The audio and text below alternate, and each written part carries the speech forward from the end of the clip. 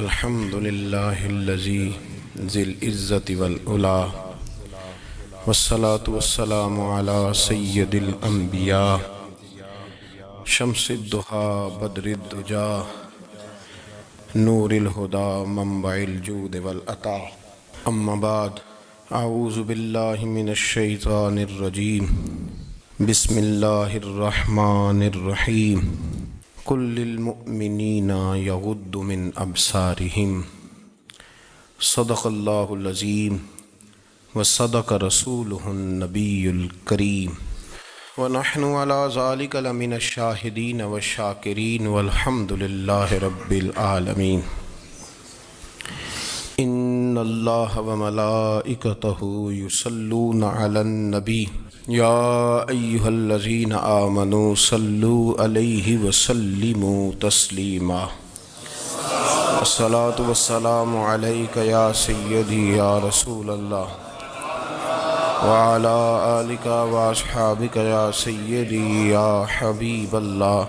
تمام تعریفیں حمد و ثنا اللہ تبارک و تعالی کے لیے، درود و سلام نبی اکرم نور مجسم شفیع معظم آقا کل ختم رسول دانائے سبل احمد مجتبیٰ جناب حضرت محمد مصطفیٰ صلی اللہ تعالی علیہ وسلم کی ذات والا صفات کے لیے حمد و صلات کے بعد، اسلام فطرت کے عین مطابق دین ہے۔ نبی پاک صلی اللہ تعالی علیہ وسلم نے فرمایا ہے کہ میں اخلاق عالیہ کی تکمیل کرنے کے لیے دنیا میں آیا ہوں۔ جتنے اخلاق ہو سکتے تھے، جتنی خوبصورتیاں ہو سکتی تھیں، جتنی اللہ کو محبوب تھیں، وہ ساری میرے نبی کریم نے بیان فرمائی، ساری رسول کریم صلی اللہ تعالی علیہ وسلم نے بیان کر دی ہیں، جتنی خوبصورتیاں ہو سکتی تھیں۔ کچھ لوگ ایسے ہوتے ہیں جو بیچارے بائی نیچر ہی کچھ پریشانیوں کا شکار ہوتے ہیں، اور قرآن مجید نے جو ارشاد فرمایا نا کہ کچھ لوگ نفس کی خواہش کو اپنا خدا بنا لیتے ہیں، تو وہ بلا وجہ بھی بہت ساری باتیں کرتے ہیں جن کا کوئی وجود نہیں ہوتا۔ عورت کو حقوق دلانے کے لیے بہت سارے لوگ بہت ساری غلط باتیں کرتے ہیں۔ جو لوگ یہاں سے کسی کو لے جاتے تھے نا دبئی دھوکہ دے کے، اور لے جاتے تھے یورپ میں، عرب ممالک میں دھوکہ دے کے لے جاتے تھے، تو وہ بھی کوئی خواب ہی تو دکھاتے تھے کہ اتنے لاکھ تنخواہ ہوگی، اتنا کچھ ہوگا۔ وہاں جا کے پتہ چلتا تھا کہ جیب سے بھی دینے پڑیں گے کچھ۔ بہت سارے لوگ ایسے ہوتے ہیں، وہ سارے خوبصورتی کے نام پر ہی دھوکہ دیتے ہیں۔ آپ کو پتہ ہے کہ جو آدمی کسی کو لالچ دیتا ہے تو کسی کو لوٹنے کے لیے اسے لالچ دینا بڑا ضروری ہوتا ہے۔ لوگ پہلے لالچ دیتے ہیں پھر لوٹتے ہیں، پہلے مکمل لالچ دیتے ہیں، یہ چیز مل جائے گی، یہ چیز مل جائے گی۔ لوگ مکمل لالچ دیتے ہیں، اس کے بعد پھر لوٹتے ہیں۔ اور اگر لالچ نہ دیں تو کوئی آدمی قابو آئے گا؟ لوگ لوٹتے ہیں لالچ دے کر۔ اچھا، اب وہ جو جس کو لالچ دیا جا رہا ہوتا ہے وہ کہہ رہا ہوتا ہے کہ نہیں نہیں تمہیں نہیں پتا، وہ اس وقت ماننے کو تیار نہیں ہوتا۔ وہ کہتا ہے اتنی خوبصورت باتیں کر رہا ہے، اتنی اچھے پیغام دے رہا ہے، تم میرے دشمن ہو، تم مجھے منع کر رہے ہو۔ ہوش تب آتی ہے کہ جب سب کچھ لٹ جاتا ہے۔ عورت کو ویسے بھی قابو کرنا بڑا آسان ہوتا ہے۔ اعلیٰ حضرت بریلوی رحمۃ اللہ علیہ فرماتے ہیں بیٹیاں نازک شیشیاں ہوتی ہیں، ان کو تو ذرا سی چوٹ لگے تو ٹوٹ جاتی ہیں۔ دیکھیں کتنا بڑا جملہ کہا بریلی کے امام نے، نازک شیشیاں ہیں۔ ذرا کوئی آدمی گمراہ کرتا ہے، ذرا خراب کرتا ہے۔ اب دیکھیں نا، یہ جو بچیوں کو بچے مس گائیڈ کرتے ہیں، انہیں بڑے بڑے خواب دکھاتے ہیں، وہ بیچاری ماں باپ کو چھوڑ کے، بہن بھائی کو چھوڑ کے اس کے ساتھ شادی کرتی ہے، پھر جو اس کا بعد میں حشر ہوتا ہے، آپ ادلیاں نو سردار پہن تکے تے شرما والیاں نو جھوٹے ڈولیاں دے۔ پھر وہ بیچاری ماں باپ رکھتے نہیں، وہ ظلم کرتا ہے، تو کتنی بڑی تکلیف میں وہ بچی آ جاتی۔ نازک شیشی ہوتی ہے نا تو ٹوٹ جاتی۔ یہی حال اب جدید خواتین اور یہ جو کچھ اینکر پرسن ہیں، یہ اصل میں نا یہ آپ کو سیاست سکھاتے ہیں، لیکن یہ مادر پیدر آزاد لوگ ہیں، بالکل آزاد۔ یہ تو علماء شور نہ کریں، بات نہ کریں، گفتگو نہ کریں، مشائخ بات نہ کریں اور یہ جو کچھ سنجیدہ اور دینی طبقہ ہے یہ کوئی شور نہ کرے، یہ تو روڈوں پہ ننگے ہو کے آ جائیں معاذ اللہ۔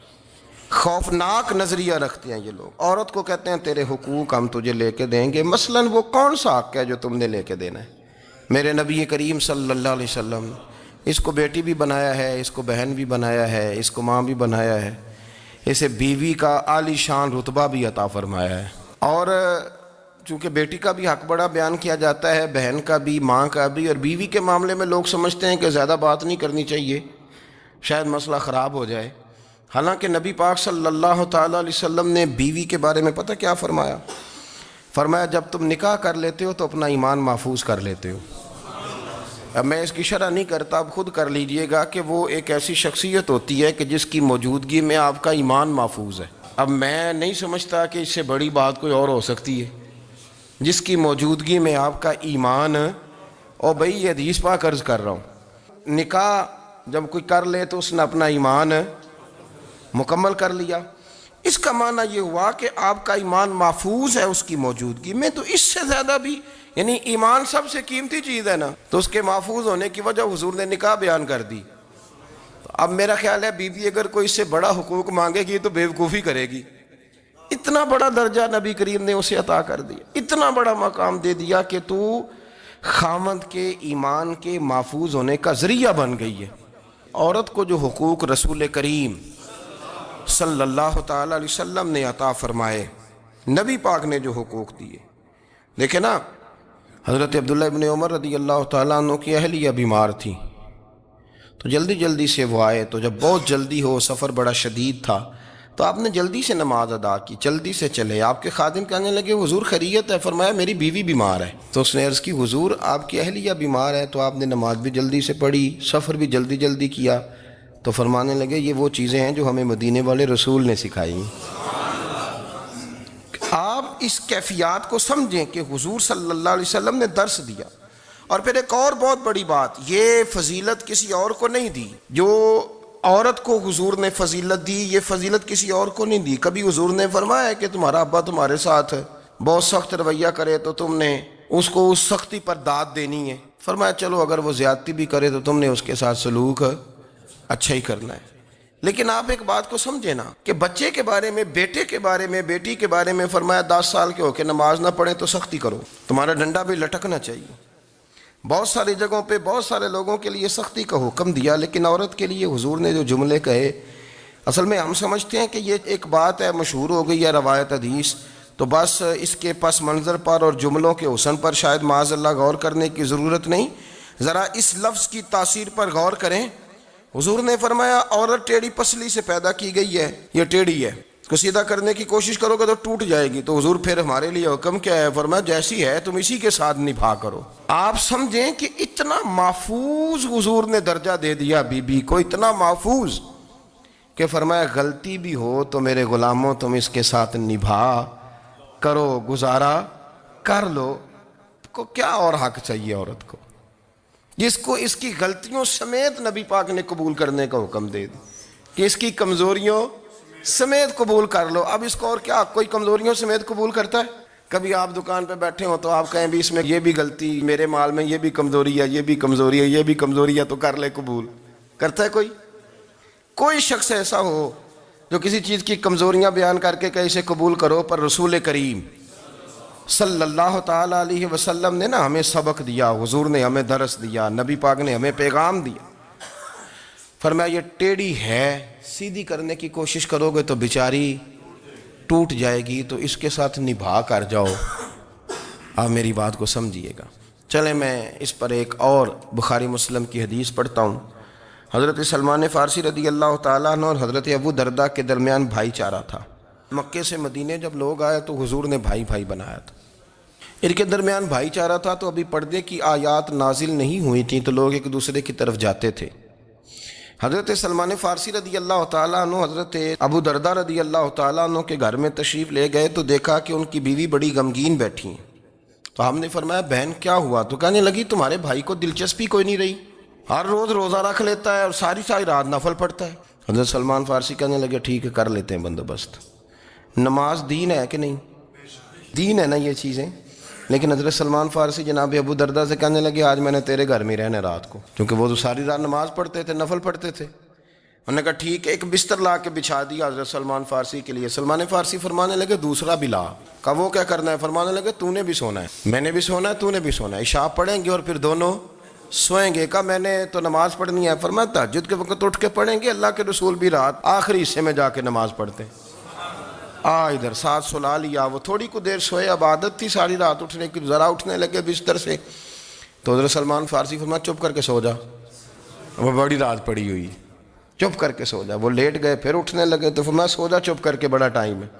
سحری کے وقت اٹھے، نفل پڑھے، ان کا ارادہ تھا روزہ رکھنے کا، تو فرمانے لگے کل رکھا تھا نا نفلی روزہ، جی رکھا تھا، پرسوں بھی رکھا تھا، ترسوں بھی رکھا تھا، فرمایا آج نہیں رکھنا، آج میں تیرا مہمان ہوں، سارا دن کٹھے مل کے روٹیاں کھائیں گے، آج نہیں روزہ رکھنا، سلا دیا۔ اب حضرت ابو دردہ رضی اللہ تعالیٰ عنہ کہہ تو کچھ نہ سکے، پر کہنے لگے سلمان تم پتہ تم کیا کر رہے ہو، نہ تم نے مجھے رات اٹھ کے زیادہ نفل پڑھنے دیے، سویرے روزہ نہیں رکھنے دیا۔ تو حضرت سلمان فارسی کہنے لگے کوئی لمبی بات تو نہیں نا، چلتے ہیں نا ابھی فجر میں مسجد نبی میں، تو نبی پاک کو بتاتے ہیں سرکار دو عالم علیہ السلام کی خدمت میں، تو اپنی بات کرنا میں اپنی کروں گا، حضور نتیجے کا اعلان فرما دیں گے، بات طے ہو جائے گی۔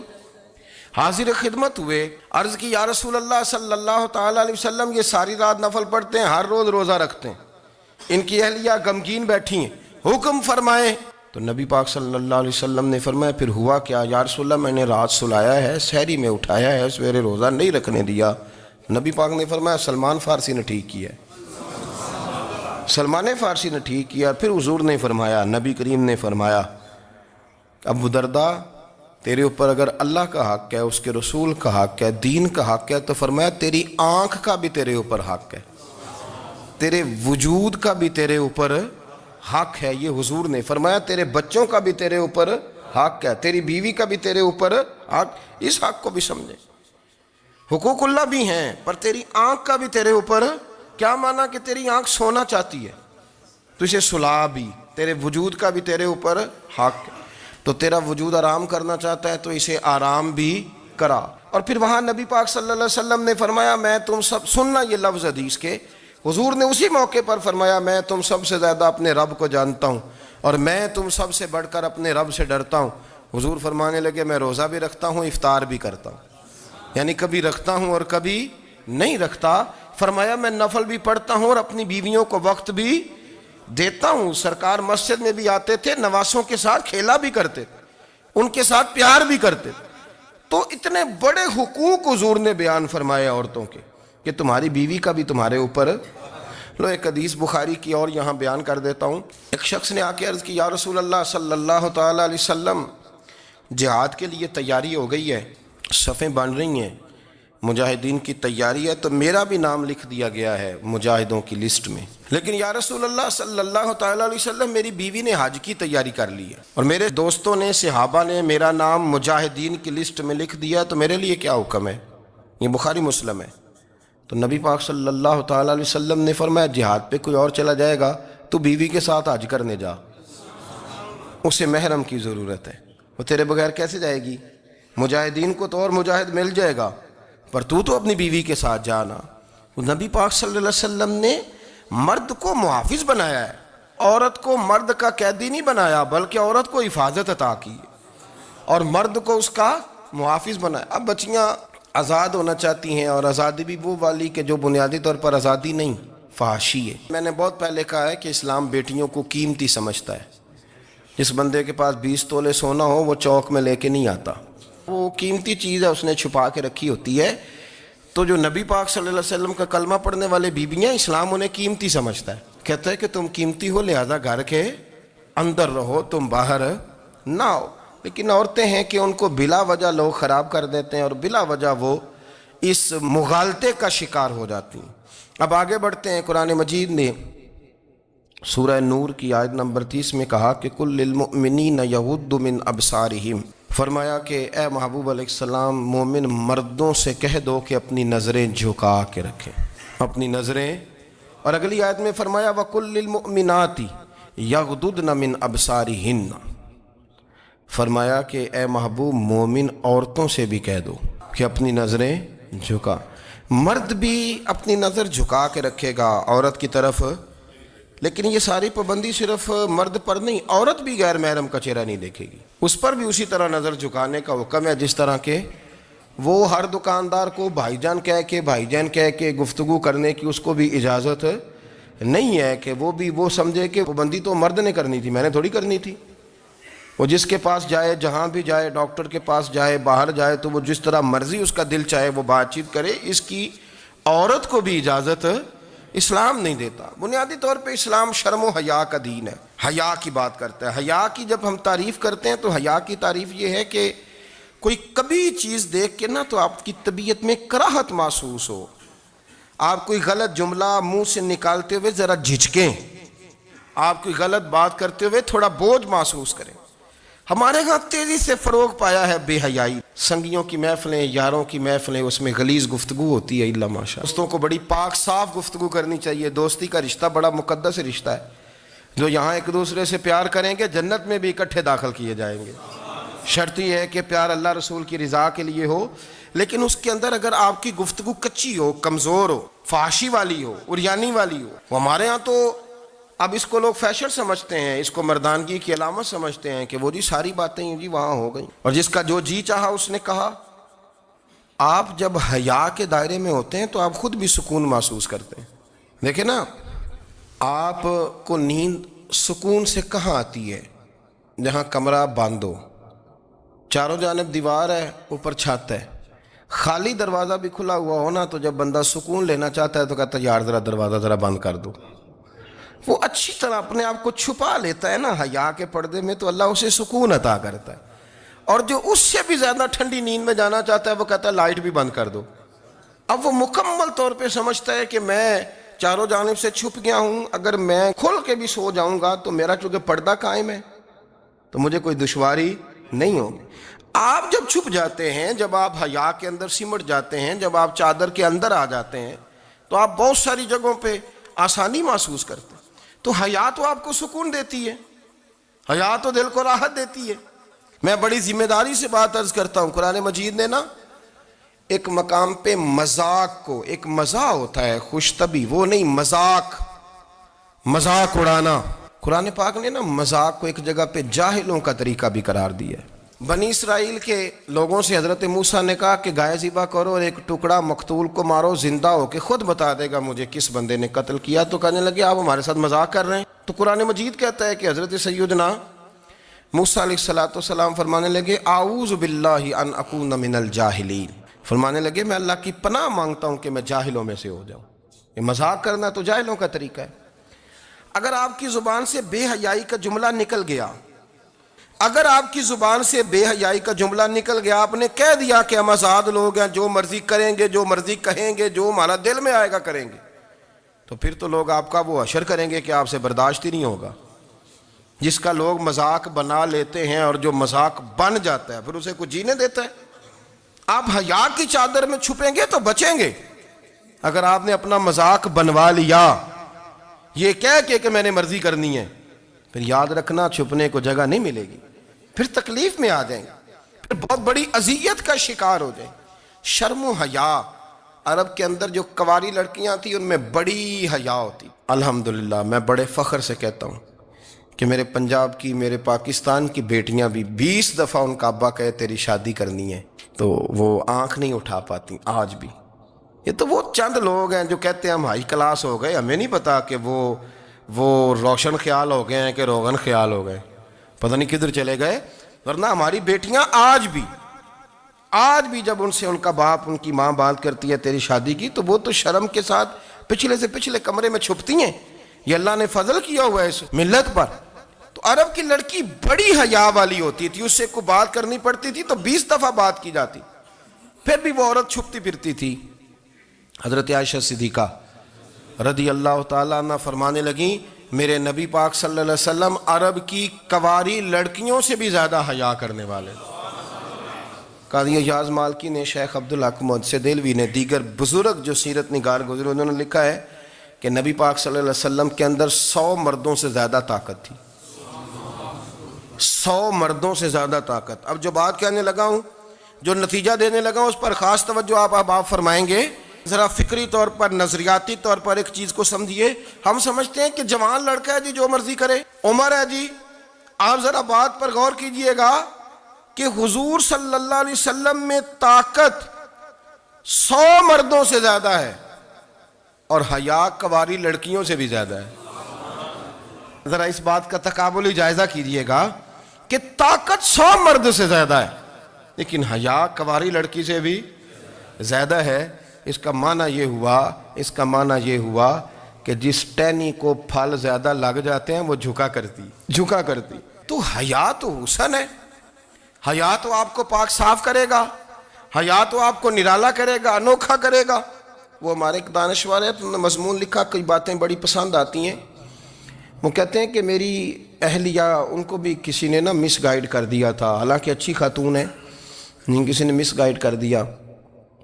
تو وہ بھی سماجی اور ویلفیئر، اور یہ خواتین کو شوق ہوتا نا بننے کا، تو وہ بھی سماج کے اندر اچھا مقام تلاش کرنے کے موڈ میں آ گئی. تو کہیں ایک دن جانا تھا تو بڑی بن سنور کے میرے ساتھ وہ گاڑی میں بیٹھ گئی. تو میں گاڑی میں، عورتوں کو یہ بھی مسئلہ ہوتا ہے نا کہ ہماری تعریف کرو، تو کئی دفعہ بعض مردوں بیچاروں کو جھوٹ بولنا پڑتا ہے، تو زبردستی کراتی ہیں نا جی. تو اس میں گنجائش بھی دی ہے شریعت نے گنجائش دی ہے کہ کبھی بیوی کو راضی کرنے کے لیے خلاف واقعہ بات کرنی پڑے تو کر لینی چاہیے. تو وہ کراتی بھی ہیں. 3 موقع پر خلاف واقعہ بات کرنے کی اجازت ہے. واقعے کے خلاف بھی آپ بات کر سکتے ہیں. جنگ کے موقع پر 2 لوگوں کو صلح کرانے کے لیے اور بیوی کو راضی کرنے کے لیے کر لیں کوئی ایسی بات، بے شک اپنی طبیعت پہ جبر کر کے کر لیں، گنجائش ہے، اجازت ہے. تو وہ کہتے ہیں جب وہ گاڑی میں میرے ساتھ بیٹھی بن سنور کے، تو وہ تقاضا کرنے لگی کہ میں نے بڑے اچھے کپڑے پہنے ہیں پر آپ نے توجہ نہیں کرائی. تو وہ سیاںا بندہ تھا، وہ چاہ رہا تھا کہ میری خاتون سمجھ جائیں. وہ کہتے ہیں مجھے پتا تھا کہ بیچاری مس گائیڈ ہو گئی ہے، دل کی بڑی اچھی ہے، سیاਣੀ ہے، لیکن اس کو کچھ خواتین نے، کچھ لوگوں نے مل کے اس کو ذہن غلط کر دیا ہے کہ سماج میں نکلو، باہر جاؤ، کام کرو، فلاں کرو، اپنی مرضی سے جیو. تو میرے ساتھ گاڑی میں بیٹھی کہیں جانے کے لیے، تو مجھ سے کہنے لگی کہ آپ نے میری طرف توجہ ہی نہیں کی، آپ نے کوئی ذکر ہی نہیں کیا کہ میں کیسی لگ رہی ہوں. تو وہ کہتے ہیں میں نے اسے کہا کہ اگر تو ناراض نہ ہو تو پھر میں صحیح والی تعریف کر دوں. تو اس نے کہا کہ آپ کر دیں. تو کہتے ہیں میں نے درد سے اور خلوص سے اپنی بیوی سے کہا، خلوص کے ساتھ میں نے کہا میں تو روز گھر ہوتا ہوں، روز شام کو گھر ہوتا ہوں، اگر تو میرے لیے تیار ہوتی تو میں تیری تعریف کرتا، لیکن آج تو باہر جانے کے لیے تیار ہوئی، تو پھر ان سے تعریف کی امید رکھ جن کے لیے تو نے تیاری کی ہے. میرے لیے تیاری کرتی تو میں تو ہر شام تیرے پاس ہوتا ہوں. کہتے وہ میرے لفظوں میں درد تھا تو وہ بھی رو پڑی. کہنے لگی آپ گاڑی روک دیں، مجھے باہر جا کے کسی کو راضی نہیں کرنا، میں نے اسے راضی کرنا ہے جس کو رب کریم نے میرا شوہر بنایا اور میرے لیے منتخب کیا ہے میرے ماں باپ کو. میں واپس لوٹتی ہوں. یہ ایک پہلو ہے سلگتا ہوا، اس کو سمجھا جائے. رسول کریم صلی اللہ علیہ وسلم عرب کی کواری لڑکیوں سے زیادہ حیا والے تھے. کواری لڑکیوں سے زیادہ حضور حیا فرمایا کرتے تھے. جب خانہ کعبہ کی مکہ شریف میں تعمیر ہو رہی تھی نا، اہل عرب اس کو تعمیر کر رہے تھے، تو نبی پاک صلی اللہ علیہ وسلم اپنے چچا حضرت عباس کے ساتھ خانہ کعبہ کی تعریف میں مصروف تھے. تو عرب کے لوگ چونکہ لمبا کرتا پہنتے تھے پیروں تک، تو نیچے اگر کسی وقت کوئی چیز نہیں بھی ہوتی تھی تو کسی کو وہ نظر نہیں آتی تھی، چونکہ پردہ رہتا تھا، ایک لمبا کرتا پہنا ہوا ہوتا تھا. تو جب بچے، سرکار کی عمر مبارک بھی ابھی تھوڑی تھی، تو اس طرح بچے جب نکلتے تو وہ کئی دفعہ اپنی تہمد اتار دیتے نیچے سے، اور کوئی مزدوری کرنے لگتے تو 3-4 طے کر کے تہمد کی کندھے پہ رکھ لیتے. جس طرح کبھی دیہاتوں میں لوگ کپڑا سر پہ رکھتے تھے کہ اوپر اگر کوئی وزنی چیز رکھیں گے تو وہ تکلیف نہیں دے گی. نبی پاک صلی اللہ علیہ وسلم بھی سب لوگوں کے ساتھ خانہ کعبہ کی تعمیر میں شامل تھے. تو حضرت عباس رضی اللہ تعالیٰ عنہ نے کہا حضور سے، ابھی اعلان نبوت بھی نہیں فرمایا تھا، بھتیجے آپ بھی تہمد اتاریے، یہ صحیح مسلم میں حدیث موجود ہے، اور اس کو کندھے پہ رکھ لیجیے، آپ اینٹیں اٹھا کے لا رہے ہیں تو ذرا آپ کو تکلیف نہیں ہوگی. تو سرکار دو عالم صلی اللہ علیہ وسلم سے یہ بات کہی اور پھر جلدی سے حضور کی تہمد کو نکال کے حالانکہ لمبا کرتا پہنا ہوا ہے، تو وہ جیسے ہی ان کے کندھے پہ رکھا اینٹیں رکھنے کے لیے، تو سرکار تو زمین پہ گر گئے، بے ہوش ہو گئے، آنکھیں آسمان کی طرف. اور پھر حضور پکار رہے ہیں آزاری آزاری آزاری، میرا تہمد دے دو، میرا تہمد دے دو. کبھی کوئی شخص اس وجہ سے بھی بے ہوش ہوا ہے کہ میرے وجود سے کپڑا اتر گیا ہے، حالانکہ سرکار پر وہ بے ہوشی بھی نبی پاک کا وہ جو غلبہ ہے نا شرم و حیا کا، اس کی وجہ سے ہوئی، ورنہ تو حضور فرماتے ہیں کہ میری آنکھیں سو جاتی ہیں، دل تو میرا اس عالم میں بھی جاگتا رہتا ہے۔ تو سرکار زمین پہ تشریف لے آئے، آنکھیں میرا طامت دے دو، میرا طامت دے دو، تو جلدی سے انہوں نے طامت دیا تو حضور نے باندھ لیا، پھر طبیعت مبارک میں تسلی ہوئی۔ یعنی ہم اس رسول کے غلام ہیں کہ جن کے تو وجود سے کپڑا اتر جائے تو حضور برداشت نہیں کرتے، قبول نہیں فرماتے، تکلیف شروع ہو جاتی۔ لیکن یہاں نوجوان ہیں اور بڑا قد کاٹ ہے اور بڑے بڑے سمجھدار لوگ ہیں، گرمی آتی ہیں تو شارٹ کپڑے پہن کے گھومتے ہیں، ان کو خیال نہیں کہ یہ وہ والا لباس ہے جو باہر تو کیا گھر میں اماں کے سامنے نہیں پہننا چاہیے، بہنوں اور بیٹیوں کے سامنے نہیں پہننا چاہیے۔ آپ کی گفتگو میں شرم و حیا ہو، آپ کے لب و لہجے کے اندر حسن ہو۔ آپ کو پتہ ہے نبی پاک صلی اللہ علیہ وسلم نے فرمایا میری امت میں سب سے زیادہ حیا کرنے والے عثمان غنی ہیں، عثمان غنی سب سے زیادہ حیا کرنے والے۔ آپ فرمایا کرتے تھے جب سے حضور کا چہرہ دیکھا ہے میں نے کبھی اپنی شرمگاہ بھی نہیں دیکھی، میں نے آنکھوں کا وضو نہیں توڑا، اور جب سے حضور کے دست مبارک میں نے بیعت کے لیے سیدھا ہاتھ بڑھایا تو پھر سیدھا ہاتھ میں نے کبھی گندگی کو نہیں لگایا۔